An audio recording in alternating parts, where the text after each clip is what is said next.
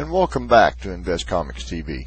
I'm your host, Rick Osmond, and this is the fourth and final part in our series of interviews with Neal Adams.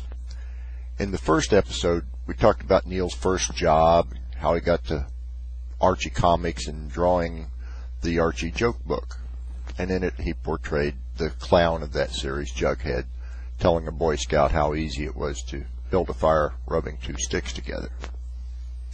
Then in the second episode, we talked about Neal's involvement in social issues and the drug abuse issues of the time and some other social issues of the time, and how that led to his and Stan Lee's influencing the changing of the comics code.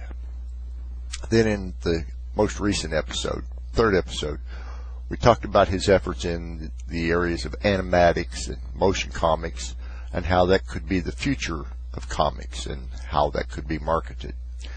Now here in part 4, we're going to recover some of that ground about motion comics and the marketing, because I dug up some but some further information.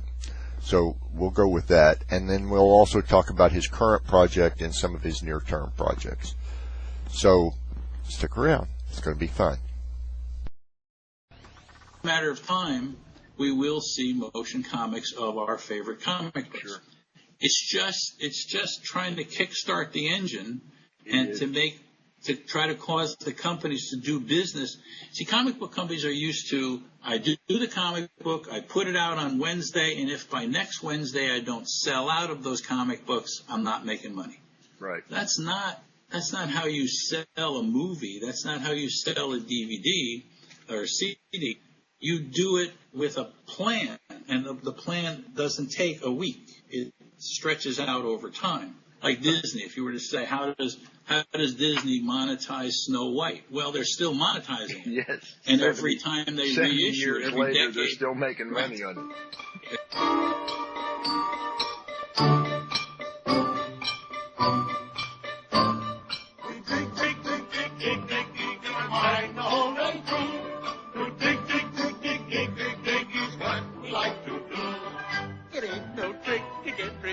If you dig, dig, dig with a shovel or a pick. In a mine, where a million diamonds shine. Exactly. Every decade that they reissue Snow White, they make more money that decade than they made the decade before, because they were able to raise the prices and all that. Yep. So there's no bottom line to the monetizing of something that's in this format. And if you think about it, the money they paid to have it done at the beginning is the beginning of the monetization. So there's not this business plan that makes this thing work. So they're using it for experimental purposes to try to monetize it. They're using it to promote their projects, but they're really not seriously moving forward on it. They just haven't figured out how to. They just haven't figured out how to include it in their existing paradigm business model stuff. It's hard. It's hard. You know, life is tough. We're ready to do it. I think that there are some plans that we have that are going to be perhaps more successful in a project that I have, but I'm not ready to talk about it because we haven't, signed all the papers and stuff. But right. Yeah, I feel continuity is going to be doing motion comics for a long, long time. I think so too. Another thing, correct me if I'm wrong, but you just recently finished up a new Batman series. Is that correct? Well, I didn't exactly finish it. I mean, the 5th issue is out now, is out this week, and it's called Batman Odyssey, and it's a very adventurous kind of. It's not a retelling of the Batman story. It's getting Batman used to the society that we are in now, with all the firepower that's out there. How does Batman deal with it? I mean, after all, he goes around without guns, and he's got his little utility belt and stuff, and somehow is supposed to fight off AK-47s. Not quite so easy. No. So we've approached that story and done, I think, a pretty good story that issue 5 is out, and there's going to be 13 stories in all. I'm working on the last one at this time, and I'm getting some inkers involved, like Jim, what's his name, Bill Sienkiewicz is working on issue 6 with me. Who's Jim Lee's inker? Why can't I think of his name at this moment? See, you're not a big comic book fan. I'm not a data fan. Right. I'm a fan of the overall product. Right. Josh something. But anyway, so it's really my revisiting Batman and taking him through an epic adventure that, when I say odyssey, it really is an odyssey. I mean, there's just no question about it. He is going through a life-changing experience. And so, and it'll be collected as a graphic novel and all the rest of it. But the issues are very exciting. There's lots of in this current issue, we have Deadman in the body of Joker kind of teasing Batman in the Batmobile. And he's saying things like, has it occurred to you, Batman, that you're constantly going out fighting clowns? I mean, you got the Mad Hatter, and you got the Riddler, and you got the Penguin, and you got Mr. Freeze, and you have me, the Joker. It doesn't occur to you that maybe somebody's messing with you? It's just a bunch of clowns. I mean, do they have lots of clowns in Metropolis? And so he's kind of messing with Batman's mind, and Batman has to go, what's going on here? Maybe somebody is messing with me. I mean, what do they do with us, Batman? I mean, you arrest us, they take us in court, and they decide that we're insane. They put us in Arkham Asylum, and periodically we escape and screw with you again. Doesn't that sound like a plan? Doesn't that sound like somebody is in control of you, and every time they want you to be distracted, they just let another clown out to screw with you? Oh, wow. I mean, oh, wow. Good thought, because I call them the controllers to begin with, but nevertheless.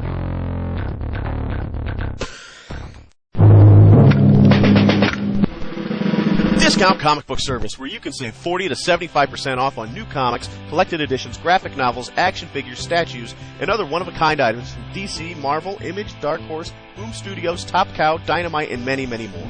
Go to www.dcbservice.com for easy ordering and fast delivery. Or you can visit our brick-and-mortar location at 10202-C Coldwater Road in Fort Wayne, Indiana. DCBS. Welcome home. So, that's your current stuff, the Batman stuff, as well as the continuity and animatic stuff. What do you have future? I mean, do you have something coming out for Kindle or whatever? Okay, well, what do I have in the future? I have a short graphic novel on using the Wolverine for Marvel. So that's my next project. I have a thing called Blood, which is an independent project that I intend to animate. We're doing more motion capture in our studio, and I'm going to be using motion capture also in the motion comics. So with Blood, we're going to have half animatic, half motion capture. And full animation whenever we feel like it's a good idea to use it. Full animation in the sense that it's like CGI animation. It's not 50 guys in Czechoslovakia drawing pictures. It's more CGI, a little bit grittier and more interesting. And so what's happened is that in the last couple of years, starting with the motion comics, and because I've done such a ton of advertising, I've sort of stepped away from comics until all the technology has finally caught up to me. Sure. Which is one of the reasons why I kind of stepped away from it, because the moving the technology forward is so slow and tedious and such a pain in the butt that I would rather have spent, and I did spend time doing other stuff, developing our technology, doing the advertising and all the rest of it, waiting for that moment when maybe it's time for me to come back and to kick some butt and to play around. So now, because of the motion comics, I'm kind of sucked back into comics. So now I'm doing Batman, now I'm doing Wolverine, now I'm doing Blood, and now maybe film. Okay. So we'll see what happens. It's going to be a lot of congratulations, even on a maybe. Yeah. And if you have a very role, exciting for. If you have a role for an interviewer, let me know, will you? Right, there you go. Anyway, Neal, I appreciate it, and I hope to catch up with you again now that we have you on Uvu. It'll be a little easier. And let us know what's coming down the pike for you. We'll get back with you in a few months and see how everything's going with you again. Does that work? Cool. That sounds good to me.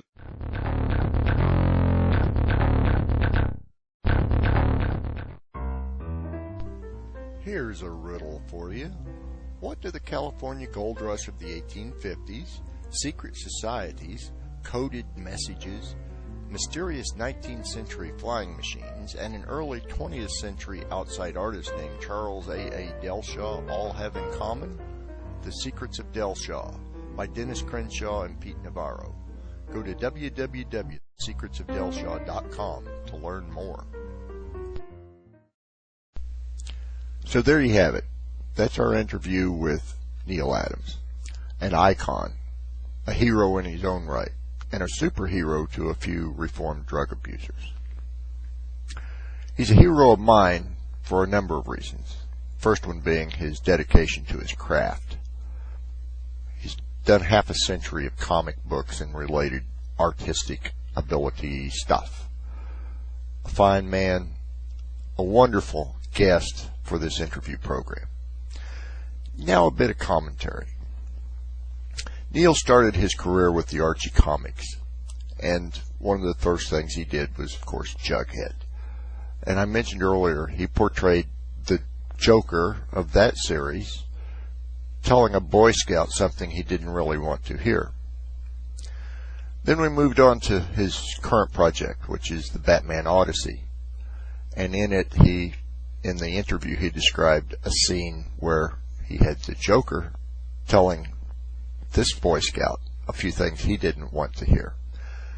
Interesting that 50 years apart, the panels are assembled basically the same, and it's still portraying a Boy Scout hearing something he didn't really want to hear. At any rate, Neal, thank you. That's all I can say. Keep up the great work, and I'll look forward to the next time that we can interview you here on Invest Comics TV. This is Rick Osmond. I'm out of here.